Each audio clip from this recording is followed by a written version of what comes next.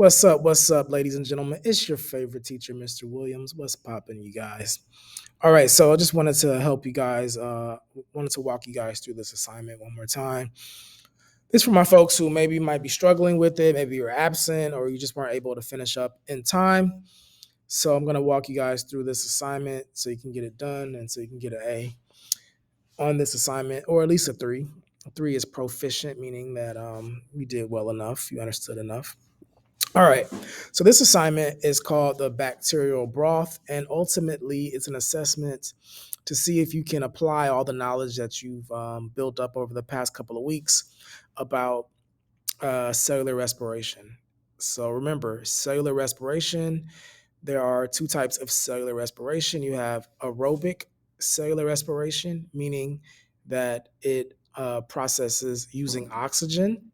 And then you have anaerobic cellular respiration, meaning that it processes not using oxygen. So fermentation is a type of anaerobic cellular respiration. All right. So here we have some background information. So I'm going to go ahead and read it. It says, microbiologists use thioglycolate broth to determine the metabolic pathways used by different species of bacteria. The entire broth contains glucose, a food source for the bacteria. The top portion of the test tube contains oxygen from the environment. The highest levels of oxygen are found at the top. Sodium thioglycolate creates an anaerobic environment by consuming all of the oxygen in the lower portion of the test tube. Bacteria are introduced into the broth and grow in different areas of the test tube according to their individual needs. All right. So what this means is ultimately these scientists created a soup, like a soup of different chemical substances. All right. So in this soup here, sorry, in this soup here, you have oxygen present at the top of the broth, and then you have glucose present at the bottom of the broth. So sorry, this glucose here at the bottom of the broth takes out all the oxygen. It eliminates the oxygen. It consumes the oxygen. Okay. So therefore, there's no oxygen present in the bottom of this broth. There's no oxygen present in the bottom of this broth, but at the top of this broth or soup, there is oxygen present. You see the dark brown? That means oxygen is present. The light brown means oxygen is absent. All right. So we were given four different test tubes. We have our control test tube. In the control test tube, there is only the broth. At the top of the broth is the oxygen. You see the light brown here? And the dark brown here, you see, is the glucose. There's no oxygen there. And then test tube A, you have a substance called arthrobacter, a bacteria called arthrobacter. And then in test tube B, you have a bacteria called Clostridium. And then in test tube C, you have Staphylococcus bacteria. All right. So your job for question number one is to use evidence from the photographs to complete the data table below. Okay. So they did the first one. They did the control test tube for you. So the name of the bacteria for control is no bacteria. And in both anaerobic and aerobic environments, there is no growth because there's no bacteria in there. And they ask you a question to help you process the information. It says, how does oxygen affect bacterial survival? It has no effect at all because there's no bacteria in this test tube. All right. But when we get down here to test tube A, the name of the bacteria is Arthrobacter. And so you have to look at the image. The light color tells you that there has been some sort of bacterial growth. All right.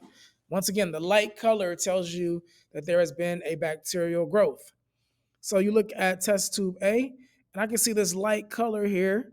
And I know at the top of my test tube, there is oxygen present. This is a aerobic environment. All right. So in the aerobic environment, I put that there was growth. Why? Because I saw bacterial growth. I saw evidence of bacterial growth.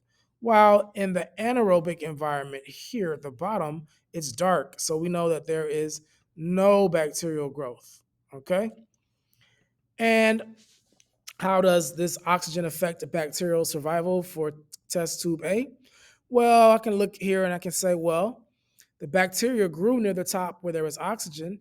So what that means is that this bacteria uh, prefers oxygen and was likely doing aerobic, formed aerobic respiration, right? All right. So you would do the same thing for test tube B and C. You'll look, test tube B. Well, there's no growth near the oxygen here, but there's a ton of growth here at the bottom where there isn't any oxygen in the anaerobic environment. So I put no growth near the top and growth or significant growth at the bottom of the test tube. Okay. So, how does oxygen affect bacterial survival here? Well, the bacteria grew a lot. It grew a lot in the anaerobic environment, but did not grow in the aerobic environment. All right, so you look at test tube C and make some observations and determine whether there was growth or no growth for that one as well, and determine the impact of the oxygen on that particular bacteria. All right. Okay, so now for the second part of this assignment, you have to construct an explanation that answers the following question. So in this part, we're required to use evidence from the experiment that we just looked at above and reasoning to support our explanation. So here is where we want to demonstrate our understanding of both the aerobic and anaerobic respiration processes. All right. So we can start with answering this question, or we can start with the evidence that we saw. All right. So you can start with the evidence first. So describe specific evidence from the experiment that could help us support our explanation. All right. So in test tube A, the arthrobacter grew near the oxygenated part of the test tube, while it did not show any growth near the non oxygenated part of the broth. Or to make it better and more consistent, we can say near the aerobic part of the test tube and did not show any growth in the anaerobic part of the test tube. While in contrast, test tube B showed the growth only in the anaerobic part of the broth, while it showed no growth near the aerobic part of the broth, right? And so also in test tube C, we saw that the staphylococcus grew it throughout the entire test tube, though it showed more growth near the top where there was oxygen or in the aerobic environment. All right, so what does this mean in terms of how each species of bacteria utilize matter and energy from the broth to grow? Well, for the arthrobacter, you're going to make a claim that answers this question. So it says, how did each species of bacteria utilize matter and energy from the broth to grow? So matter and energy, what matter and what energy are we talking about? Well, we're talking about the oxygen is the matter, right? Is the matter, the oxygen in our test tube, and the energy is the glucose. All right. So the oxygen is the matter, and the energy is the glucose, although the glucose is also matter as well. But just to keep it simple, the oxygen they're speaking of is the oxygen. I'm sorry, the matter they're speaking of is oxygen, and the energy is the glucose. All right. So how did each species of bacteria utilize matter and energy from the broth to grow? To make this a simple question, how did each species survive inside the broth? What type of respiration was it performing? Was it performing aerobic or anaerobic respiration? All right. So you would go ahead and respond to that. You would create your claim. Here, you're going to make your evidence. Remember, when you're creating your evidence, you always want, or when you're identifying your evidence, you always want to um, directly label and be specific about what you're talking about. So don't just say in the test tubes or in the picture.